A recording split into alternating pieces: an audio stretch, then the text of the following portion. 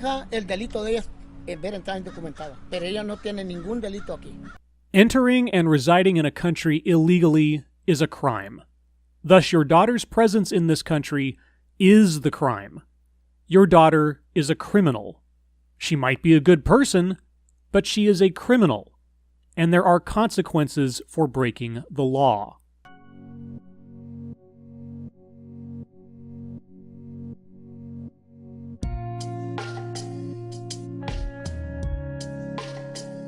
Did ICE conduct these raids or take any other actions which fell outside of their jurisdictional authority? Yes or no?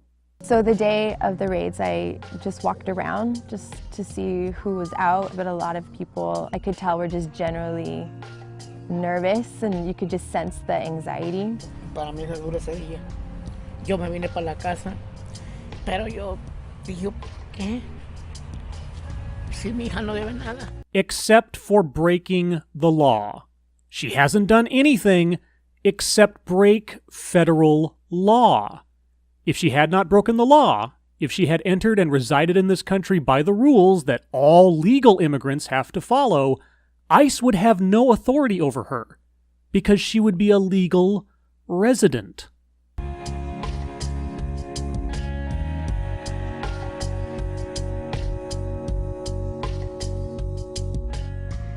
And again, did the raid, the arrests, or the detainments fall outside of ICE jurisdiction or authority? The father of our main subject has confirmed that his daughter was in the country illegally. So, what is the issue? We were assured in a very emphatic way by this senior representative from Homeland Security that this had nothing to do with immigration. And so if one of your police officers comes to a house about a noise complaint, and their only purpose in arriving at that house is to look into a noise complaint, if they witness another crime taking place in that house, they are, what, honor-bound not to investigate a crime in progress unrelated to their stated purpose? Is that standard operating procedure in Santa Cruz? Incluso fueron a agarrar personas que no tenían nada que ver, nomás porque eran indocumentadas. Just because they were undocumented. So you mean to tell me that the Immigrations and Customs Enforcement Agency came along and enforced immigration laws? Gosh, will wonders never cease? There was a public comment period that afternoon after I spoke, and the more people spoke and the more information we heard, the greater our concern became that this was in fact an immigration operation. We feel like we were deceived. We feel like there were broken promises that were made. Broken promises were made. Chief, I would like to read you something that I would hope that you're familiar with, and that is the oath of office from the Santa Cruz Police Department Policy Manual. I do solemnly swear or affirm that I will support and defend the Constitution of the United States and the Constitution of the State of California against all enemies, foreign and domestic, that I will bear true faith and allegiance to the Constitution of the United States and the Constitution of the State of California, that I take this obligation freely, without any mental reservation or purpose of evasion, and that I will well and faithfully discharge the duties upon which I am about to enter.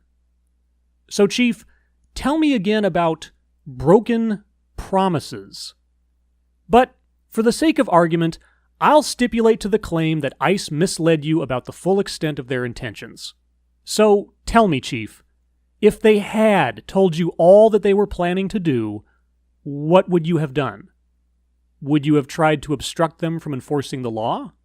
Would you have sent your officers out to warn people to go into hiding? Would you have made your department culpable in the furtherance of a federal crime?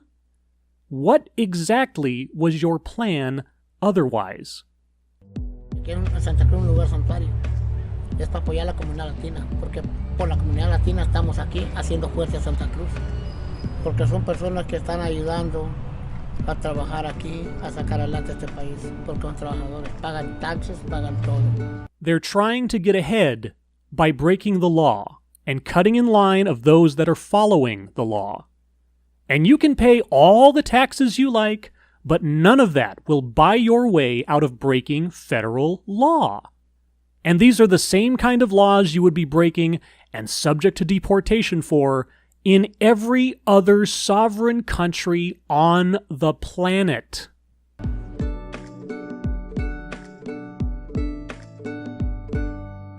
And of that 1/5 of Santa Cruz's population, how many are residing in the country legally? How many followed the rules to live in Santa Cruz? Why should their honesty and hard work be made into a meaningless effort in Santa Cruz? The vast majority of these folks that may be here undocumented are not the ones that are out there committing the crimes. Chief, you cannot be serious with that statement. They are undocumented. They are in the country illegally. They have already committed a crime that you are ignoring, and you're criticizing ICE for upholding the law. Quite frankly, their immigration status to me doesn't matter. And that's the problem, Chief. You have decided to ignore the enforcement of the law in your own city. Consequently, you are giving incentive to more and more people to take the risk in coming to this country illegally.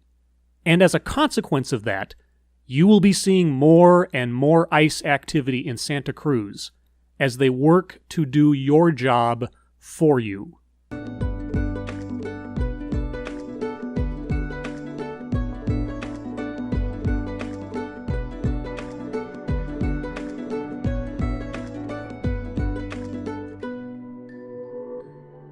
Wow. So most of them were released, and Jose's daughter, and I suspect several, if not all of those others released, are required to have a monitoring device on their person.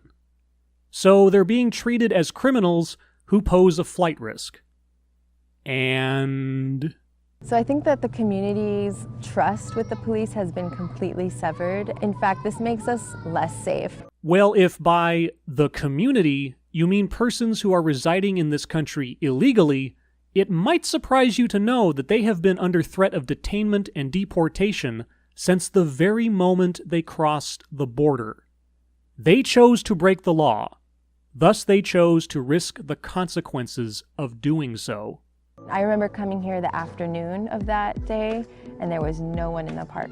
When usually there's kids, there's elders, a lot of people hanging out, and I saw no one. It was like a ghost town, and it was very eerie. So what you're saying is that there are a whole lot of people who have put the welfare of their families and young children at risk by coming to this country illegally.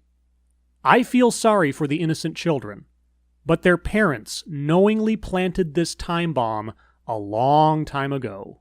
What kind of psychological damage does that have? What does that tell a young person about who they are and where they're growing up if they're constantly being policed, if they're constantly being looked at? What does that tell them? That if you break the law, you risk being detained and prosecuted for doing so. Unless there's some other kind of message you would like children to grow up with. I mean, I can't possibly imagine any negative outcomes from raising children to believe that breaking the law leads to no consequences. As always, thank you for watching.